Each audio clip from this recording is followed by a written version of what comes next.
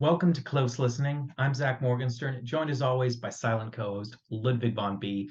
And today I'm going to be talking about the record Odessey, an Oracle by the Zombies. The spelling of Odessey is Odessey, and I think the story behind that is just the friend of theirs that they commissioned to design the cover art did not know how to spell Odyssey, but they later said it was intentional.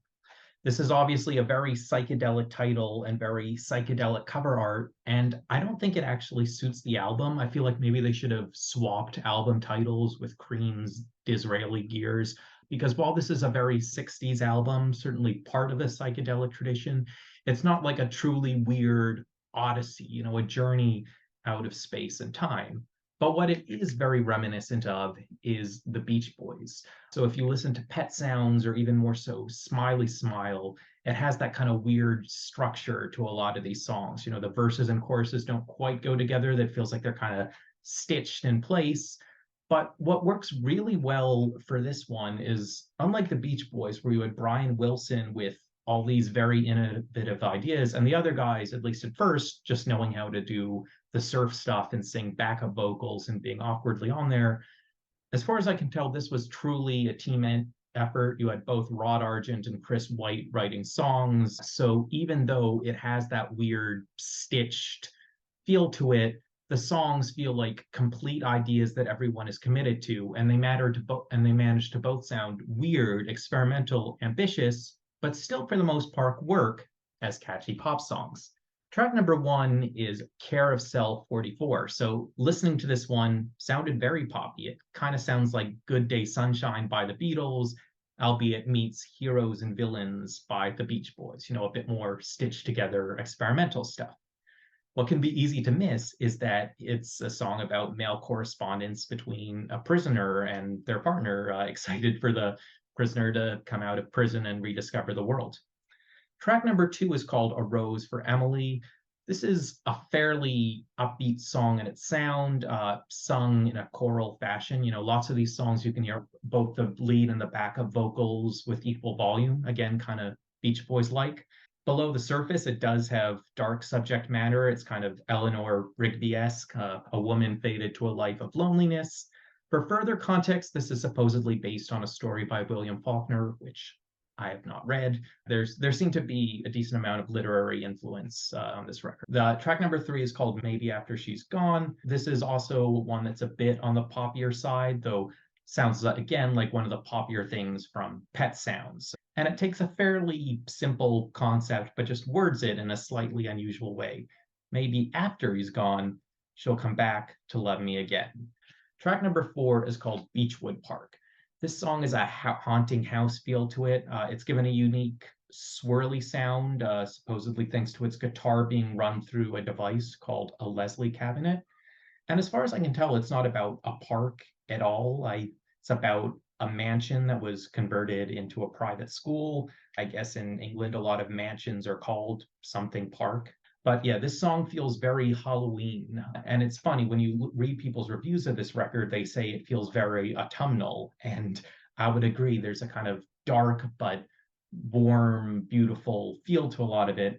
But if you look at the lyrics, it keeps referencing it being summer. And I don't know why they say that. If you're talking about going for long walks and waiting for it to get dark, surely you want the weather to be a little cooler, and it would be when it doesn't get dark too late at night. Track number five is a really cool song. It's called Brief Candles. It reminded me a little bit, accidental rhyme here, of the music of Handel. I don't know if that's exactly right, but there's certainly a Baroque influence, and Rod Argent, from what I remember, counts as quite the accomplished pianist. Lyrically, it's simultaneously cynical and also inspirational, trying to see the positives in a relationship that has ended, the joy of the candle that flickered ever so briefly. Next, we get a track called Hung Up on a Dream. This song seems to be inspired broadly by the hippie movement. As I've said, there's a lot of awkward pauses in these songs, stitching together verses and choruses that don't quite match. And this is a song where the end of its first verse seems to end really abruptly, but they do a great job of bringing in some thick drums and a guitar solo that once again manages to sew things together. Next, we get a song called Changes. This has a medieval drum circle sounding bit and seems to be about, the inevitability of aging. Next, we get a slightly poppier song called I Want Her, She Wants Me. So a little bit on the light side, but still manages to feel a bit experimental by having a kind of harpsichordy sound on its main riff. Then we get a song called This Will Be Our Here, another poppy one, but certainly with some Baroque, classical music influences. We have the most provocative title next, Butcher's Tale, Western Front, 1914.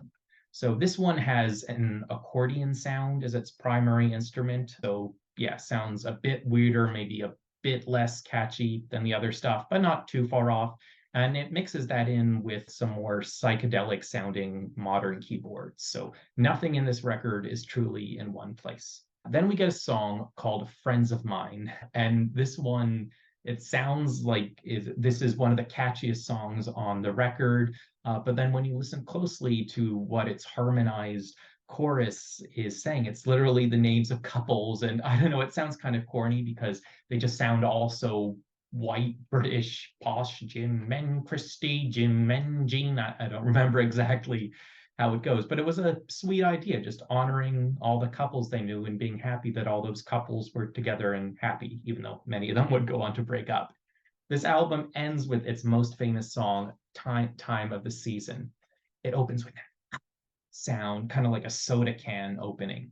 It also reminds me a bit of George Gershwin's song, Summertime. And one thing I've struggled with this record is that individual pop songs can be hard to break down because they are about quite simple concepts. But when you notice their various strengths and then notice them coupled together with the other songs they share a record with, you kind of see a collective brilliance that one song alone doesn't capture. And Time of the Season is just a great example of the kind of experimentalism that did manage to succeed in the 60s. Weird organ breaks between verses that are simultaneously upbeat, but also in a minor key. It just has a laid back, mysterious feel, and maybe there's not that much going on in the lyrics, but the ambiance encourages you to imagine, encourages you to fill in gaps, even where the lyrics aren't saying things. So while there may not be one song that one would truly write home on here, overall this is a very consistent collection of songs that are both good to jam to and interesting musically to listen to. And the tragedy of this record is that it only became big after the Zombies had broken up. And since then, they tried to get back together in various collaborations. There have been far more zombie records in the decades past their prime than there were when they were ever together. It's hard not to love this record when you hear it. And this record is the reason why they finally made it into the Rock and Roll Hall of Fame in 2019. So if this is an obscure one for you, listen to it because for those of us who do know it, it absolutely deserves its place as a slightly more obscure classic. I'm Zach Morgenstern. This is Ludwig von B. See you next time.